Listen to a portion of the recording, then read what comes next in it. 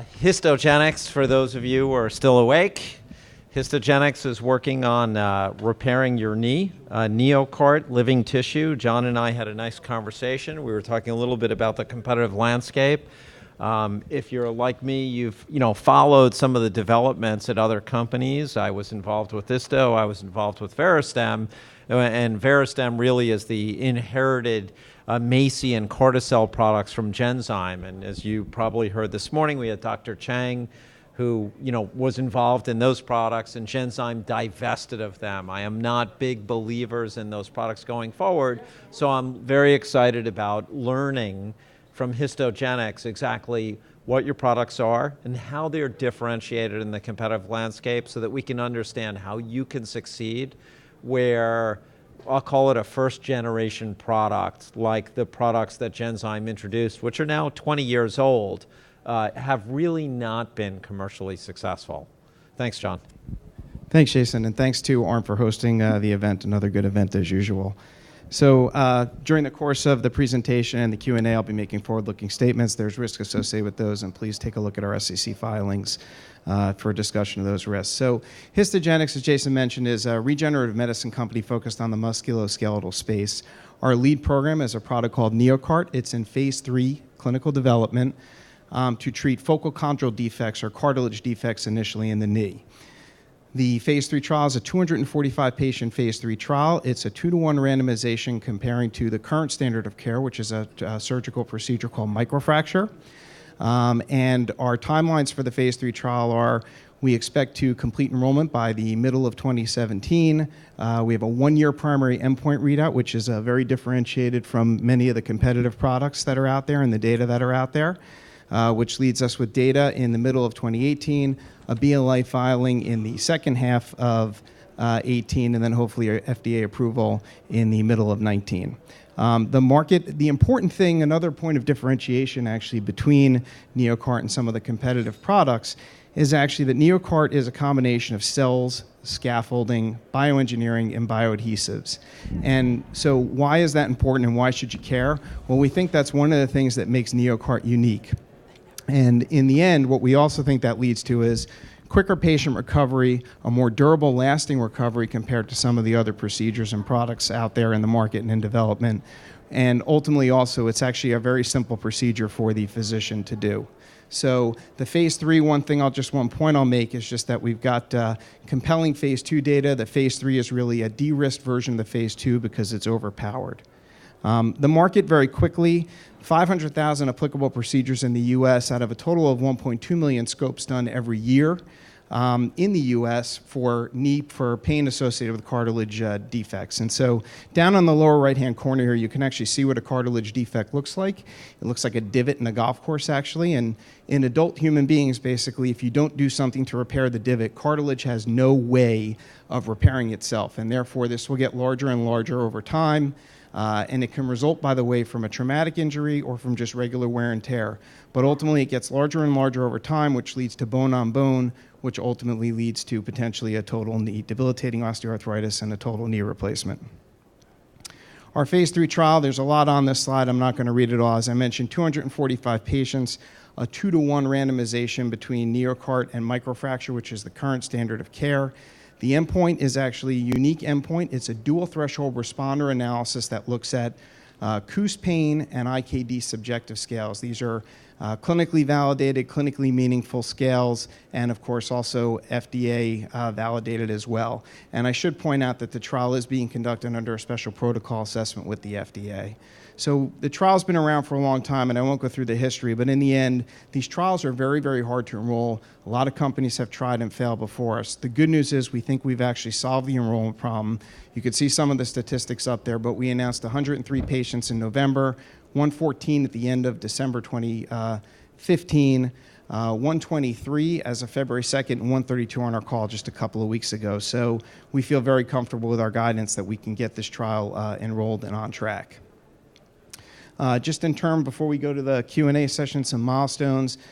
We actually have had a number of important data releases already, including some bench data that we released just a couple weeks ago at the ORS meeting, where we looked at the mechanical competence of NeoCart upon implementation and saw that it has roughly 50% of the mechanical competence of native cartilage, and that's very important. That's one of the things that supports this early return to function on the part of the patients. Later this year, we've got 5-year data coming from our phase 2 trial, MRI data coming from the phase 2 trial. We've got an earlier stage product that actually a NeoCart, next generation NeoCart that we're working on with Trexon Corporation. We have a collaboration with them, as many of you may know, and we'll be looking to identify a regulatory pathway and strategy later this year, as well as put forward some data, which we've got some very exciting data that we'll show there. And of course, on top of that, we'll be going through our quarterly updates. When we give our quarterly calls, we'll do our enrollment updates as well. So with that, I will maybe go to the Q&A section with Jason. So John, walk me through the process. A patient shows up at his orthopedic surgeon, his knee is hurting. The orthopedic surgeon does an MRI. He sees that he has a divot, he has a defect in his cartilage, and identifies him as a potential candidate. What would happen next? So what would happen next is ultimately the final step for a patient getting into the clinical trial and the confirmatory step to understand exactly the cause of the pain would be an arthroscopic procedure, basically. And if they can identify then that the patient is the right patient for the trial, what they would do is actually take a small biopsy, about 300 milligrams of tissue from a non-weight-bearing portion of the patient's knee. That then comes back to our facility just outside of Boston, Massachusetts, in Waltham. And the way this whole thing would work is basically we do a series of cell isolation and expansion techniques on those cells. When we get 1, 2, 3 passages, as soon as we get to enough cells, basically what we do is we put that in a 2D static culture for about a week. After that, it goes into what we call, we seed those cells, we seed the chondrocytes at that point into a honeycomb matrix that's made of collagen. And what's nice about that is it has vertical pores, so the cells stack up like they like to grow in their juvenile state. Once that happens, it goes into a bioreactor, which we call a knee simulator. The bioreactor mimics conditions found in the knee, so it's a low oxygen environment with varying hydrostatic pressure. It's in there for about a week when it then goes into 3D static culture after that. And then ultimately, about 2 months later, it's ready to go back to the physician for reimplantation into the knee. And the important thing that I would say is that by the time it gets released from our facility, we do release testing, and we have evidence that it is articular hyaline cartilage. We have biomarker evidence that it's articular hyaline cartilage, which is exactly the kind of cartilage that you all want, if you have an issue here.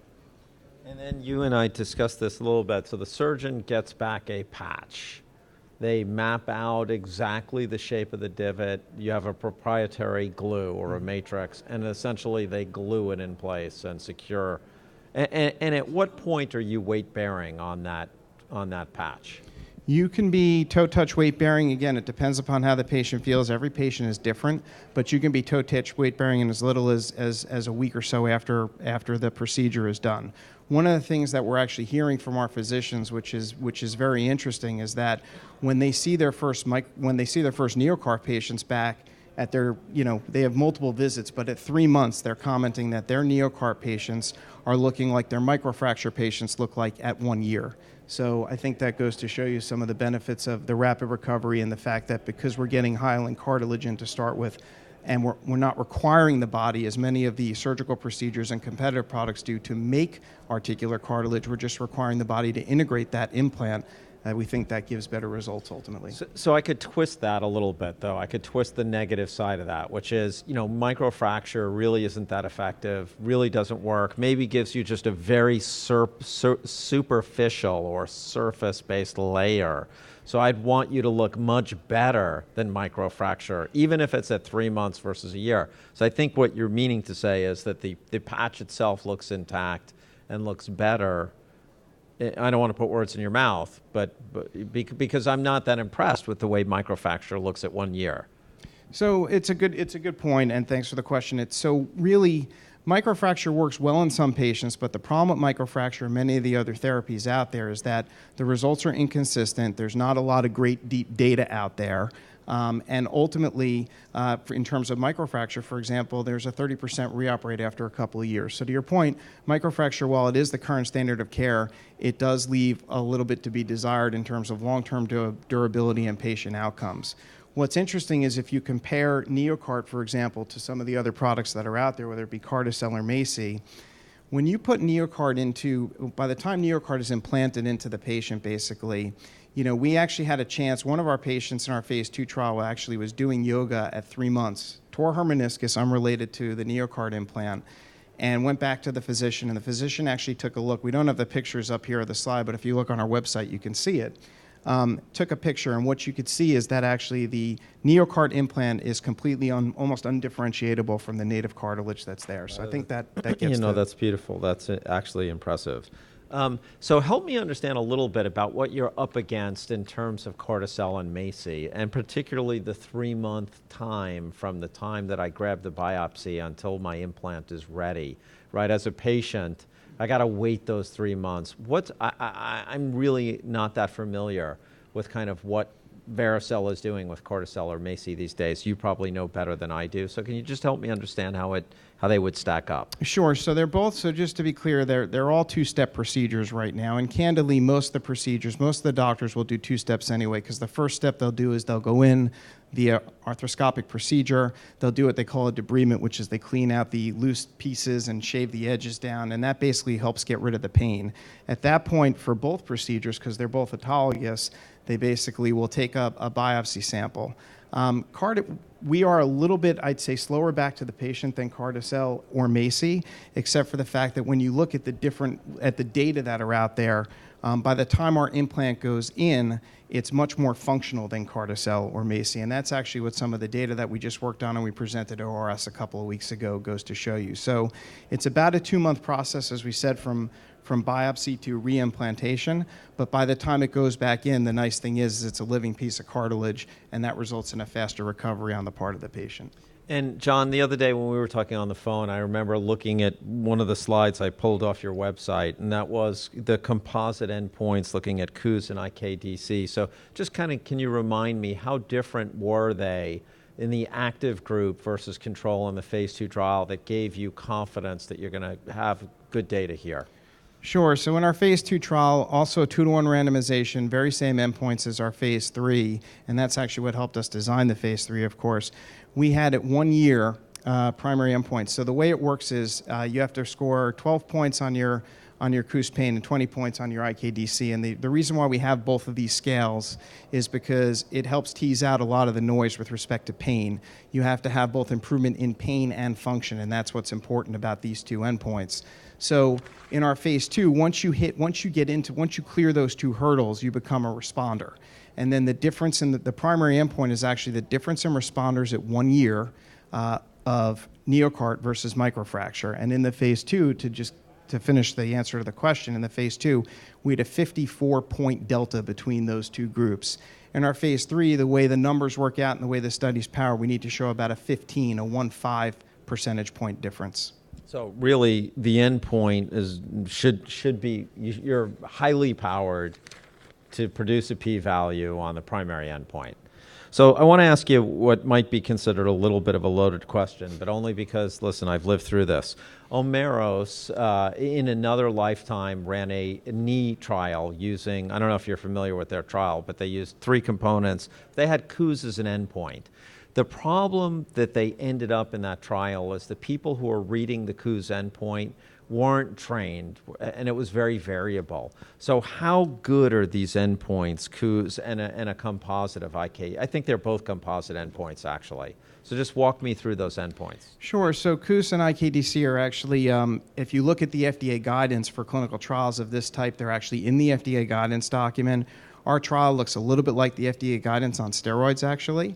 And so I think they are certainly, and the levels we've chosen are clinically meaningful levels. If you talk to the KOLs and clinicians, they'll tell you that. And so we've got They're patient-centered outcomes, and the reason why we've got not just KOOS but also IKDC is because if you just have KOOS, for example, that's pain, and of course there can be a lot of noise in that pain area. Whereas now you could say, well, not only am I pain-free, but I'm also back to doing my regular daily living, I'm back to playing sports, et cetera. And so we do think that we've got sort of that problem solved in our phase 3 trial. All right, so now the last question is, help me with the timeline here. So we're expecting the trial to be, you're close to halfway enrolled now. We should expect completion of enrollment by June of 17, and if I'm following that timeline, we could be looking at data in June of 2018. So to help me understand how you get across the next 24 months as a CEO, you know, you and I both know that it's data that drives valuation, and you have a board who's probably pushing you all the time. Help me understand kind of what the data flow might look like out of the company.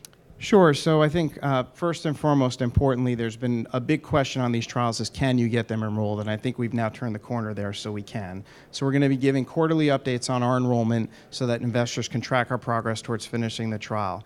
We've got 5-year data coming out from the phase 2 study later this year. We've got MRI data coming out likely from this phase 2 study later this year. We'll have updates on our Entrexon collaboration, which is on a next-gen NeoCart, which is a one-step NeoCart, so it's an allogeneic NeoCart instead of autologous. And those are all things that investors will be able to track our progress on over the course of the coming 18 months. Thanks, John. We'll be watching. Thank you very much for coming and presenting today. Thank you.